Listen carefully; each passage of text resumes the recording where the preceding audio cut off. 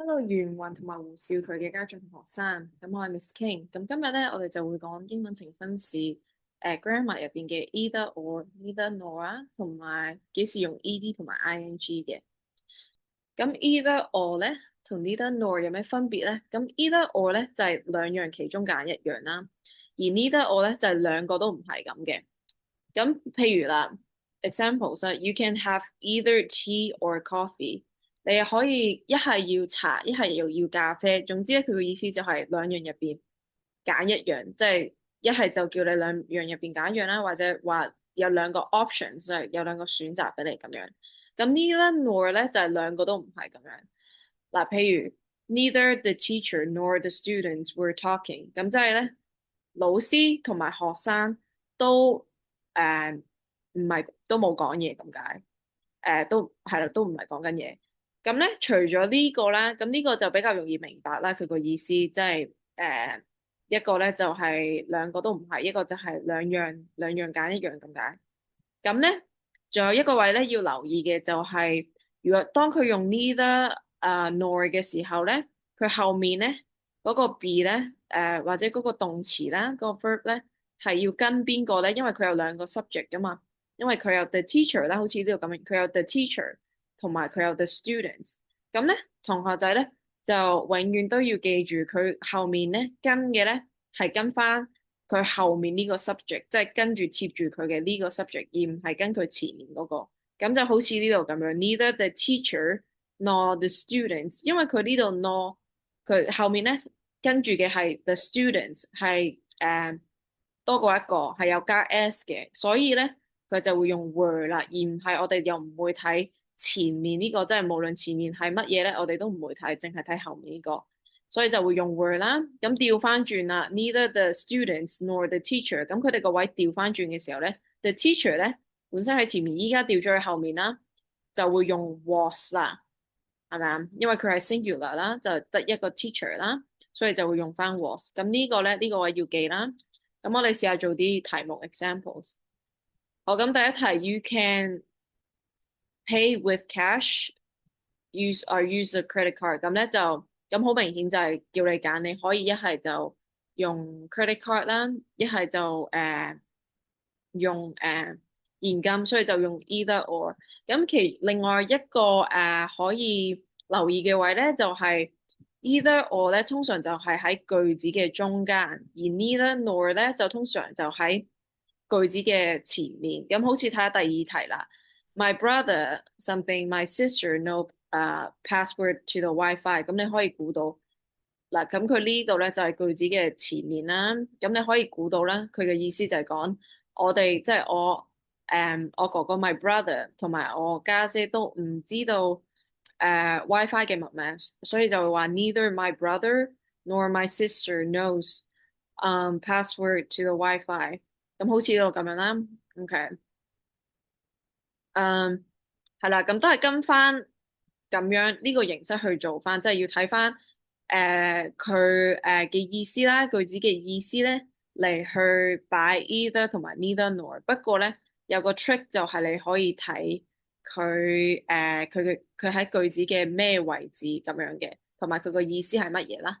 OK，咁咧我哋再睇下啦，我哋再做埋呢個 exercise 啊，好似呢度咁。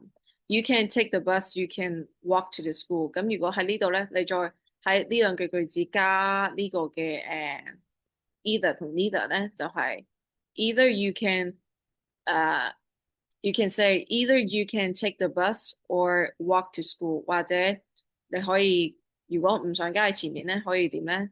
可以都可以話 you can either take the bus or walk to school。or either you can walk to school or take the bus. Yeah, either way you can put it in the front or 喺中間度都得咁樣嘅。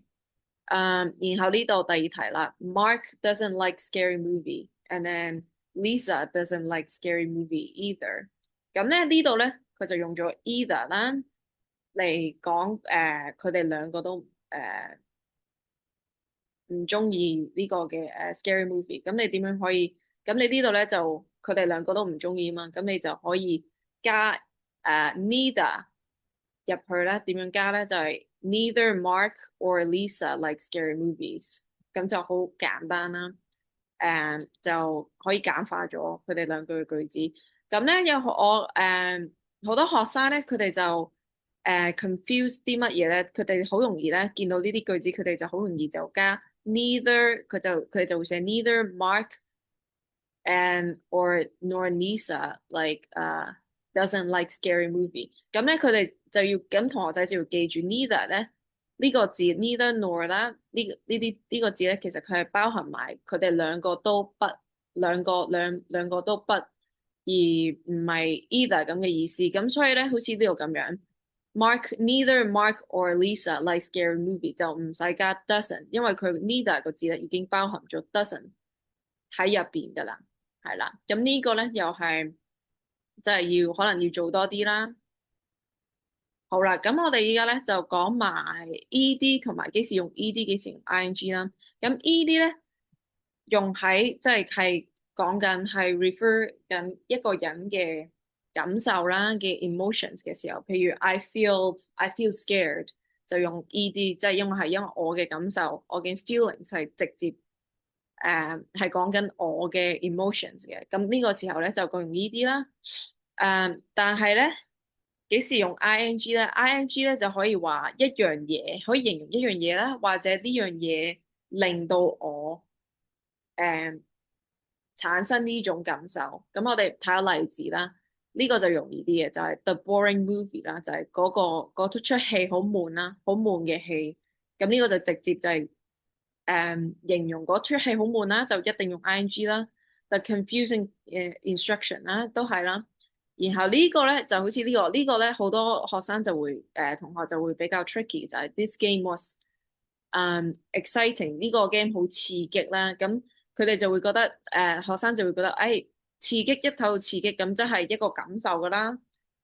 或者 surprising 啦，surprising 就係聽落去好驚喜，咁一定係感受，冇理由係物件噶嘛，係 things 噶嘛。但係咧你就要睇下佢呢度，佢係 the game was exciting，佢係形容緊呢個 game 令到佢覺得好興奮，而唔係講緊 I am exciting，I'm surprised，I'm surprised 係啦。咁你就要睇翻，咁你當你做呢啲題目嘅時候咧，你就要睇翻，你要揾翻第一時間你要揾翻佢個 subject，即係佢個句子嘅主體係乜嘢？佢呢個咧，佢呢個感受啦，呢個形容詞佢係形容緊啲乜嘢咧？係直接形容緊佢嘅嗰個人嘅 feelings 啊，定係還是形容緊嗰樣嘢令到佢產生嘅嗰個感覺？好似呢個 The party was surprising，嗰個 surprising 都係形容緊佢個 party，而唔係直接形容緊佢嘅感受嘅。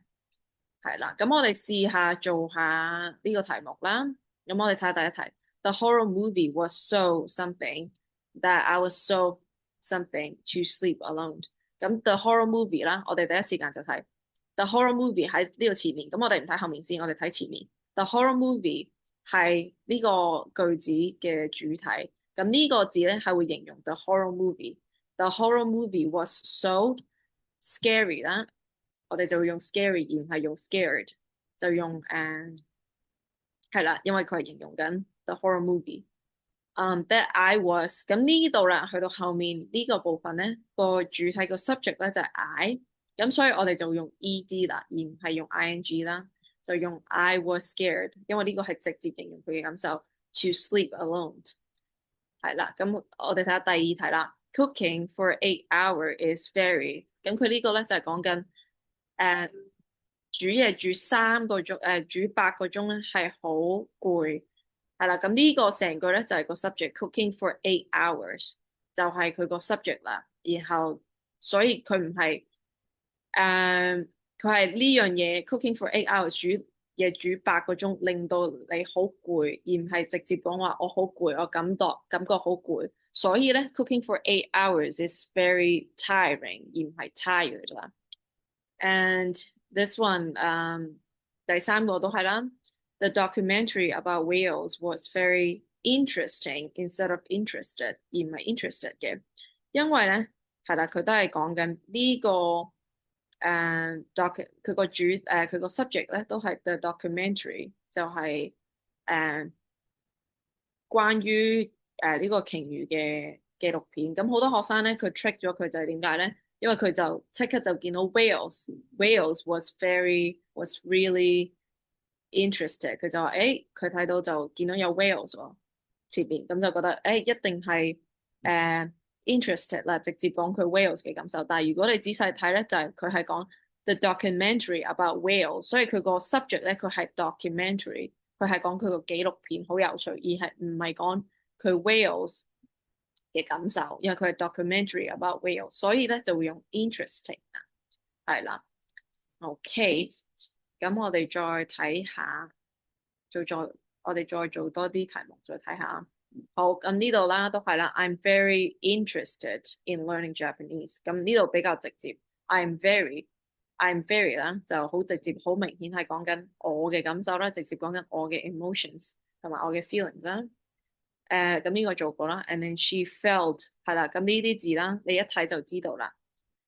係啦，你一睇就知道佢係講緊直接講緊佢嘅感受。She felt bored doing a long lecture, and his jokes are so boring，就好悶。佢嘅笑話唔係感受啦，就形容佢嘅笑話啦。And then the children were excited about going to Disney。係啦，咁就直接都係講緊佢嘅感受。And then this one，what an exciting movie，佢就係形容緊個 movie 啦。OK，係啦。好，咁我今日咧就同大家講到咁多啦，關於幾時用 ED，幾時用 ING，同埋點樣用 neither nor 同埋 either or 啦。咁有興趣嘅家長同學生可以歡迎可以喺下面條 link 度 WhatsApp 翻我哋去試堂嘅。多謝晒大家。